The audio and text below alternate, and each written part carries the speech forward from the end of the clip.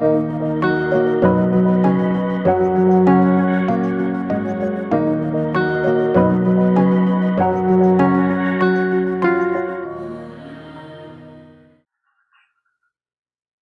you very much. It is a pleasure for me today to present some of the ecosystem-based adaptation projects that we are financing. Of course, I'll do so through the lens of green infrastructure, and I will start with talking a little bit, giving a little bit of an overview how the CBF works as a donor, because it is about financing. We just turned 10 years old, and the CBF is an umbrella environmental fund with a flexible structure to implement innovative solutions to resource mobilization in the Caribbean through a range of financial instruments. We currently manage about $156 million, and the CBF, together with a group of national conservation trust funds, form the Caribbean Sustainable Finance Architecture. We have 3 programs. The oldest, 10 years old, like the CBF, is the Conservation Finance Program. It has an endowment fund as the main instrument, which basically helps countries to set up conservation trust funds, national conservation trust funds. The Conservation Finance Program also has projects. We're just starting the Caribbean Regional Architecture for Biodiversity, CRAB for short. I think we've just concluded the selection of a project manager for that. Then where I'm housed is the Climate Change Program, and that is basically, the instrument is the Ecosystem Based Adaptation Facility, which is what I will be talking about today. It is a sinking fund, and we just signed up on our nature-based economy with the donor. That will start off with a circular economy facility, very much modeled on the EBA facility. We just signed the contract with our main donor, the German Development Bank, or KfW, at our annual meeting in the Bahamas. In terms of countries, we are very regional. The Conservation Finance Program, the country selection really depends on what countries want our help to set up a National Conservation Trust Fund. So Trinidad has the Green Fund, there is no need for our help. Belize has a very well-functioning National Conservation Trust Fund before we came to the landscape, so they don't need us, but others approach us and they want our help, so that is how that country list is established. This is different for the 2 facilities. We are limited to countries that are on the list for overseas development. So currently it has 10 countries on it for the EBA facility, 10 countries and territories. The countries are shown here. Montserrat is also eligible, but does not have an active project right now.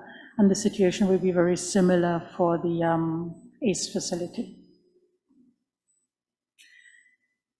Now, this slide was so wonderfully summarized already by the Honorable Minister, and it was really wonderful to see all these 3 axes represented. Ecosystem-based adaptation is the use of biodiversity and ecosystem services as part of an overall adaptation strategy to help people adapt to the adverse effect of climate change.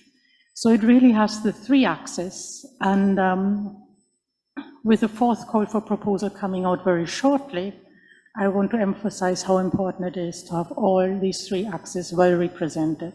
We get excellent conservation proposals, but they're missing the social component, the livelihood component, so they're not EBA.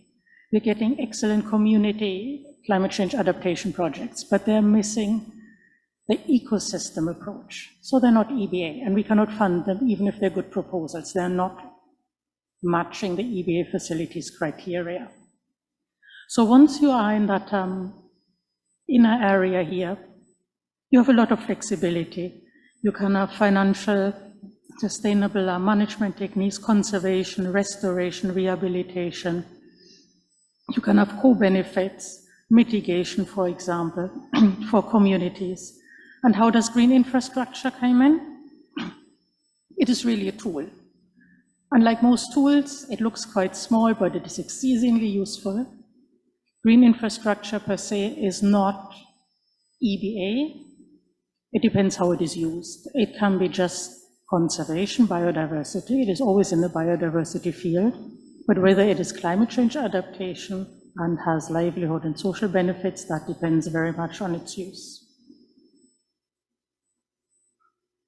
We are currently managing 27 projects in the EBA facility, so there's no way in 15 minutes I could even attempt to do justice to them. So I want to focus on the main approaches that are relevant to green infrastructure or blue-green infrastructure.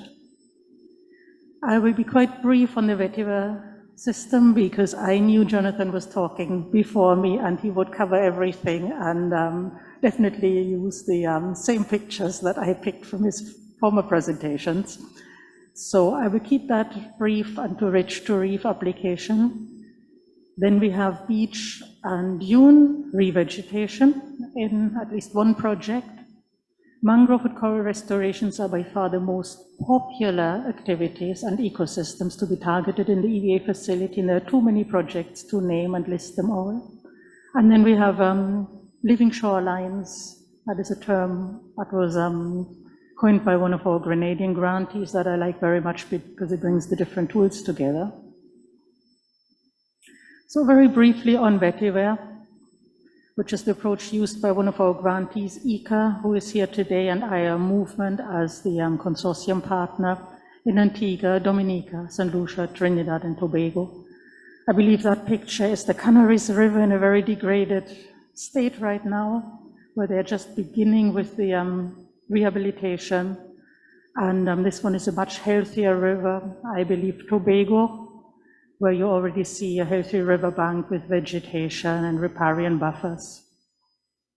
And a much more systematic approach to architectural approach is used in Dominica, where vetiver is really used on these steep terraces, ridge to reef, to prevent erosion.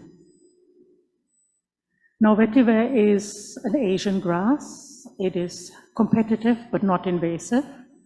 In the beach revegetation, the St. Lucia National Trust in St. Lucia is using a different approach. They want to use native vegetation to enhance ecosystem services and social benefits. So the ecosystem services here are maintenance of native genetic biodiversity, habitat for endemic and migratory species, coastal protection from storms, waves, floods, or the climate change and weather impacts, dune and beach stabilization, erosion control, shade and recreational value. You can see that on this beach down here. It is highly popular. You can have a picnic there all day long. The sun will not burn you. And also food and raw materials, especially if you have coconut, sea grapes, fat pork, etc. So on the other slide, you see the yellow areas are the contiguous planting areas, and the dots are the intermittent plants, and then we have some clumps for one particular species that is planted in clumps. And up here, it's slightly out of this picture. That straight line is actually the edge of the Yonora International Airport runway. So there is big infrastructure nearby. A little higher up is a small community that is losing housing and other buildings to the sea, and then a large resort followed by a wetland, including the Mankote mangroves, which is a Ramsar site. So there's a lot of work to be done on a landscape scale to protect that particular area in terms of livelihoods, national infrastructure, tourism, and associated economies. Here are some before and after pictures. The project actually started as a predecessor project, also funded by KfW through IUCN and the 5Cs a couple of years back, where they started the sand dune vegetation in 2018, and now we are mainstreaming it through the EBA projects with the CBF in conjunction with drain rehabilitation, which is crucial also for the mangrove regeneration. And because the UFO River runs under the runway of the airport, and there have been problems when there was severe flooding. So there's a lot of complex work to be done. These are some of the plants that are recommended for the area and used by the St. Lucia National Trust, most of them quite inconspicuous. Interesting here is one of them is a small threatened species that does very well in that habitat. So we are very happy to be able to bring back some of the threatened biodiversity.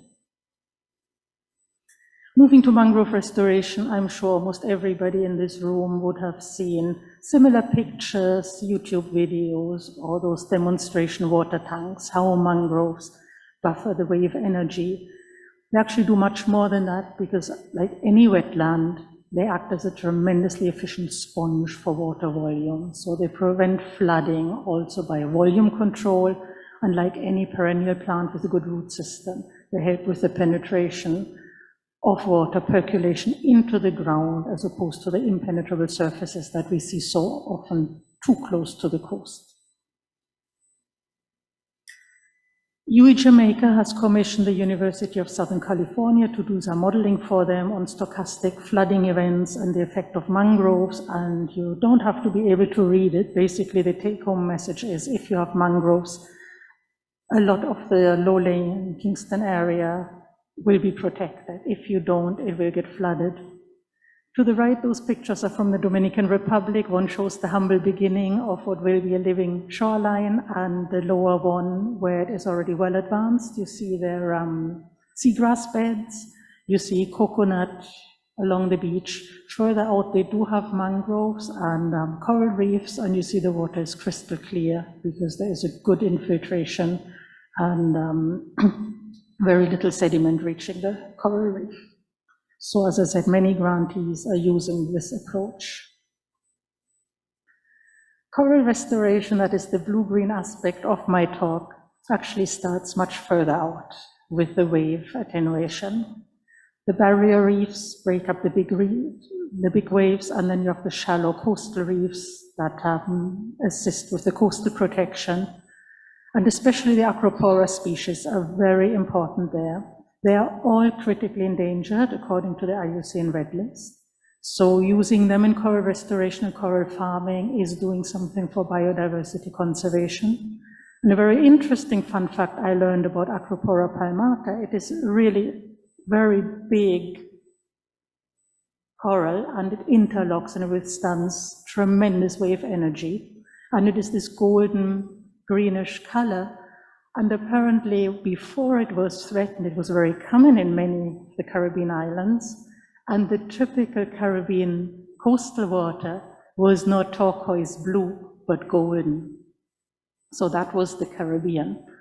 And another little fun fact to come back to green, these corals have an obligatory symbiont, fittingly named Symbiondium. It's a dinoflagellate algae plant that photosynthesizes and gives the coral the energy it needs, and the coral health depends very much on this plant.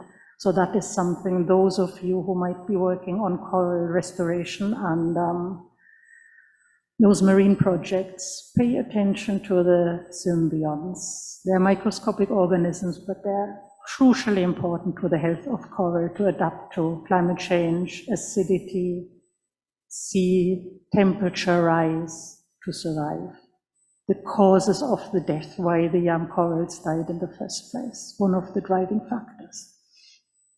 So coming to the living shorelines, that is really a nice term that brings all the techniques together.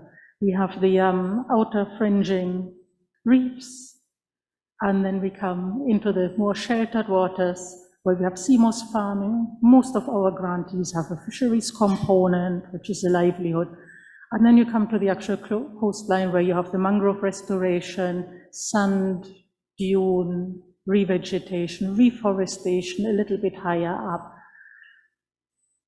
You have one grantee who brings in honey production as a livelihood component, and mangroves are superb for honeybees. So that is something to bear in mind.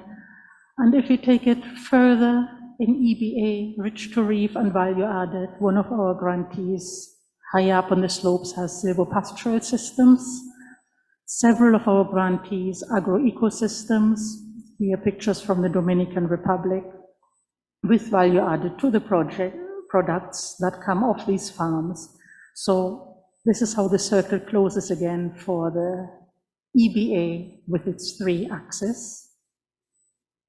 And I want to thank, first of all, my team, my technical and my program officer are here today. So the questions I cannot answer in the panel discussion, maybe you can just stand up so the people know whom to contact if I am busy talking already.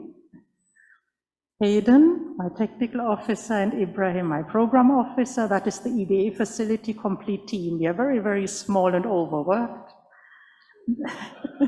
I also want to thank all the grantees and their consortium partners for the knowledge that fed this presentation, for the pictures that I used, also their consultants. Some of these pictures are from consultancy reports and from other web pages.